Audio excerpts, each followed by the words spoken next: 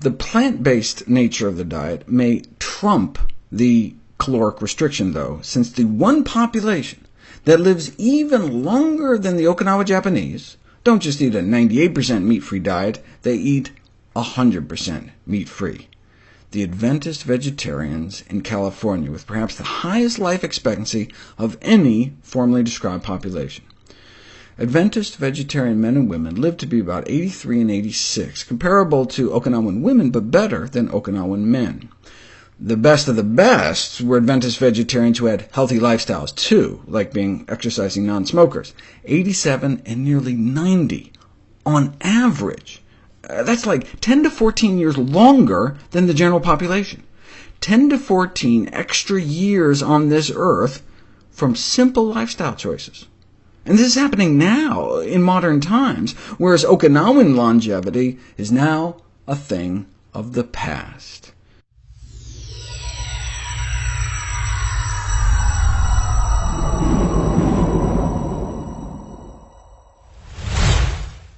Today, if you've been watching the media, listening to the news and so on, there's been a lot of information on health-related issues such as cancer, exercising, and even fasting. And what modern research is now showing and proving through statistics is confirming what Ellen White spoke about in the 1800s, confirming that what she spoke about is actually true. Now, it's not that we need modern science to prove it.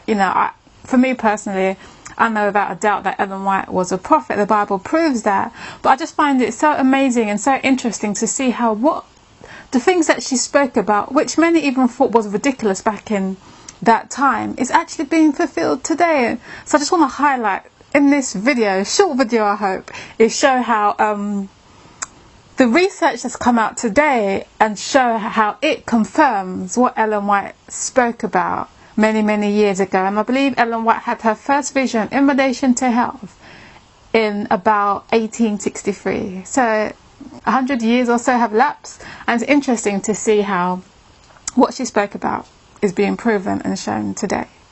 Now, the first thing that caught my attention, this was actually, I think it was Wednesday, when I was on the train to work, and I saw a headline. Someone was reading the newspaper, the Sun newspaper, from one of them tablets, and the headline was, "Walking is the best exercise." And it was all over the media earlier this week, and I thought, wow, that's interesting, because Ellen White told us this over 100 years ago. Now, know what she says. She tells us, walking in all cases where it is possible is the best remedy for diseased bodies, because in this exercise all the organs of the body are brought into use. There is no exercise that can take the place of walking. By it, the circulation of the blood is greatly improved. So what's the best exercise? Walking. What's modern research telling us today? That walking is the best exercise. Now, as well as walking, it's also important that we also work and strengthen our muscles. As Seventh-day Adventists, we are supposed to be the light of the world. And it's not just in prophecies, even though they're important. This channel is basically focused on Bible prophecy, but I also want to be balanced and show that we're also supposed to be a light in our lives in regards to the health message, because the health message is the entering wedge. Christ spent more time healing than preaching. Not that preaching is not important, but it's important that we bear that in mind and have the correct balance, because we really fall short, even in present truth, in regards to the health message. So it's important that we not only just speak about it, but we also be an example to the world in regards to the health message, because it truly is the entering wedge.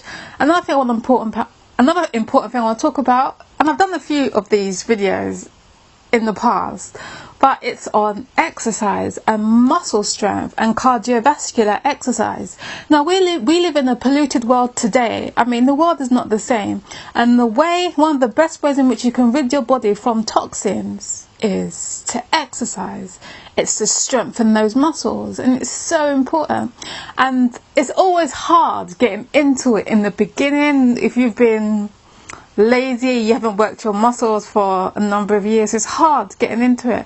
But once you get into it, you really do feel the benefits. And I want to read a comment from the Spirit of Prophecy where Ellen White talks about muscle strength and exercise. And she tells us, those who are feeble and indolent should not yield to the inclination to be inactive, thus depriving themselves of air and sunlight, but should practice exercising out of doors, in walking or working in the garden. They will become very much fatigued, but this will not injure them. It is not good policy to give up the use of certain muscles because pain is felt when they are exercised. The pain is frequently caused by the effort of nature to give life and vigour to those parts that have become partially lifeless through inaction. The motion of these long, disused muscles will cause pain because nature is awakening them to life. So if you're feeling pain when you start to exercise, it's not a bad thing. It's just the muscles now becoming awakened to life.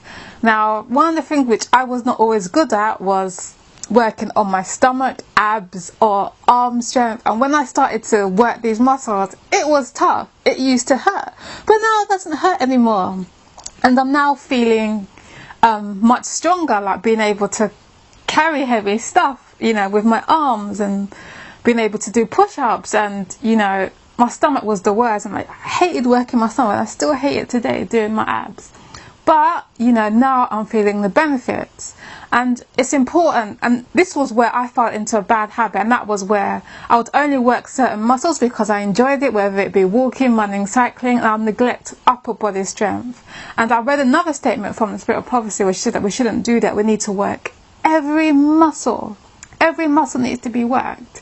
So getting the hang of it, getting into it can be a bit difficult, but once you do get into it, it really is a blessing. And exercise, this is a statement I found, and it tells us daily exercise like walking, cycling, swimming, gardening, outdoor games for 30 to 40 minutes release endorphins and will help to reduce triglyceride levels. They also help to reduce cholesterol and reduce overweight. So exercise, it balances the mind. It keeps you more positive. It doesn't do well for us just to lock ourselves in a room, and just study. That's not balance. And the Pen of Inspiration tells us that it actually affects the brain in a negative way if you continue to do that all the time. So we really need to be balanced, and you really need to, if we don't do so, get out there and start moving the muscles. Start off with something you enjoy, a form of exercise that you enjoy. Me personally, I absolutely love cycling. I actually value my bike more than my car, interestingly enough. And when I started cycling, I was terrible. I was awful. But once I've got into it, I've been doing it for a few years, it's a piece of cake. Cycling to work, I can do 30 miles a day, no problem. And it's just nice, just being strong and healthy, and also being a witness as well, in particular to the diet that I have, i.e. plant-based, no meat or dairy. Many people don't really believe that's a healthy diet. But if you're an example and you're showing, let's have our blood test. My blood test is, more positive than a lot of the other meat eaters. Let's have our blood pressure. My blood pressure is more positive than the other. Let's do some endurance exercises. Grace tends to go the longest, if you get what I mean. So it's been an example in my diet, which is so important to show people, this is the way. I would not be able to do a lot of the things that I'm doing now if I was eating the way I was before. So it's been an example and educating people on health. So I'm hoping that would encourage you all watching this video, especially if you don't do much active exercise, to get out there and do more stuff, that you may be a witness and help others who are also struggling with their health. Now, another interesting thing that's hit the media recently, and that has been on fasting. And there's been some scientific studies that showed how fasting can regenerate the entire immune system. That's just fasting for 3 days can regenerate the entire immune system. And it's also known to help with aging as well, and many other things like prolong life. So fasting is very important, and lo and behold, Ellen White also talks about this in her book. And she tells us many times a short period of entire abstinence from food followed by simple moderate eating has led to recovery through nature's own recuperative effort. An abstemious diet for a month or two would convince many sufferers that the path of self-denial is the path to health. So fasting for a short period of time, whether it be 2 days, 3 days, it really helps the body. Why? Because as soon as the body, it takes a lot of effort to digest food. I think they say up to 60 or 70% of the body's energy can be used in digestion and breaking down food. However, when you stop and give your body a rest, what your body automatically starts to do is cleanse itself. It starts to eradicate all the toxins and the diseased muscles. And many are also talking about how cancer, fasting also helps cancer tumours and helps a number of different ailments and illnesses people have. So fasting, can be really positive. But I'd say the best fast is to abstain from everything that's harmful from the body. That's where you're truly going to feel the benefits. But we do live in a corrupt world. The food is not the same as it is before. And if you can, it's highly recommended that you just give your body a rest and let it heal, and then get back into moderate eating. And in another video in relation to health, hopefully I want to talk about cleansings as well, the different kinds of cleanses a body can do. And I'll be doing it based upon my experience. I've done so many cleanses, because sometimes even though you may move to a clean diet, you still might not feel so good. So it's important to do cleanses, to help the body heal faster, heal and regenerate itself faster, whether it be water cleanse, juice cleanse, parasite cleanse, liver cleanse, and hopefully in another video I'll get the time to talk about it. And finally, another headline news, which was about 2 weeks ago, about a week ago, and that was on meat. Processed meat causes cancer, and to be honest, majority of meat out there today is processed. The meat is not the same, and it's been shown how it causes cancer. Now, should this surprise us, we who call ourselves Seventh-day Adventists? No, because Ellen White already told us this. We are told flesh was never the best food, but its use is now doubly objectionable since disease in animals is so rapidly increasing. Those who use flesh foods little know what they are eating. Often, if they could see the animal when living and know the quality of the meat they eat, they will turn from it with loathing. People are continually eating flesh that is filled with tuberculosis and cancerous germs. Tuberculosis, cancer and other fatal diseases are thus communicated. The effects of a flesh diet may not be immediately realized, but this is no evidence that it is not harmful. Few can be made to believe that it is the meat they have eaten which has poisoned their blood and caused their suffering.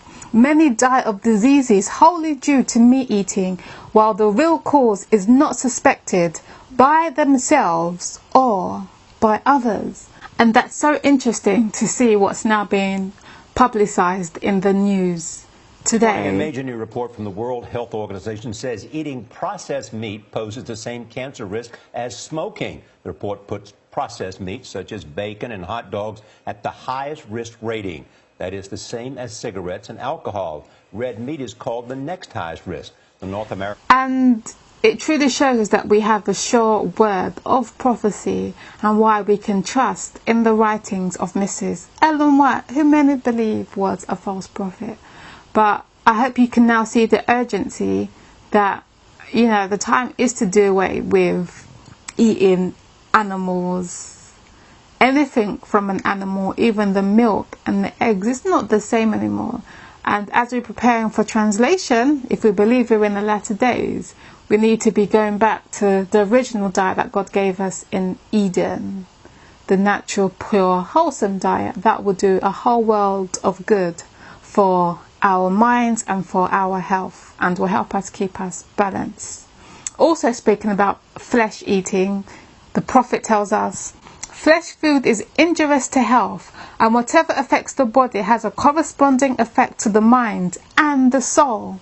Think of the cruelty to animals that meat eating involves, and its effect on those who inflict and those who behold it, how it destroys the tenderness with which we should regard these creatures of God.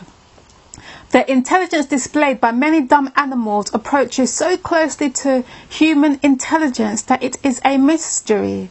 The animals see and hear and love and fear and suffer. They use their organs far more faithfully than many human beings use theirs. They manifest sympathy and tenderness towards their companions in suffering. Many animals show an affection for those who have charge of them, far superior to the affection shown by some of the human race. They form attachments for men which are not broken without great suffering to them. And dogs are a prime example. They say a man's best friend is a dog. Many who own dogs say they find their dogs to be more loyal than their human companions.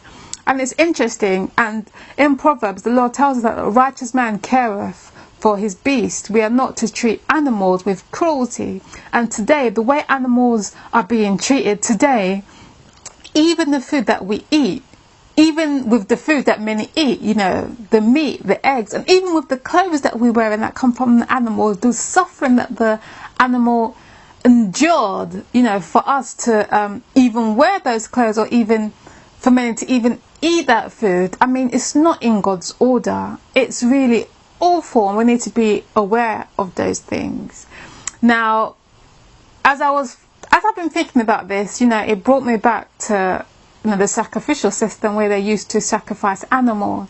And we know the first animal that died, you know, was a lamb. If you study the book of Genesis, Adam had to kill a lamb, which was a type for Christ, and Christ clothed them with the animal skins. I think I've covered that in the previous presentation. But the reason why God allowed that to happen was to show the horrendousness and the evilness of sin, and how it would lead, how it led to the Son of God being crucified.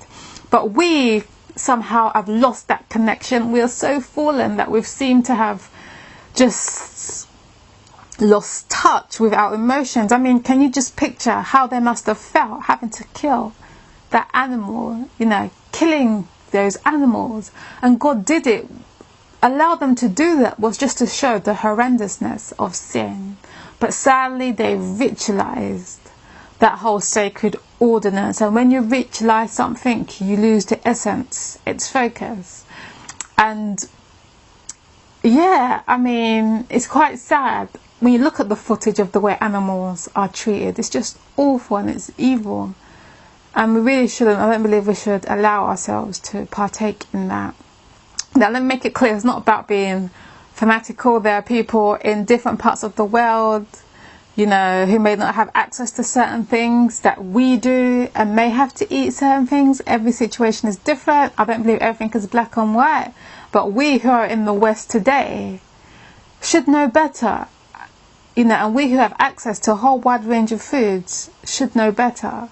And God will always provide the best if we desire to have the best.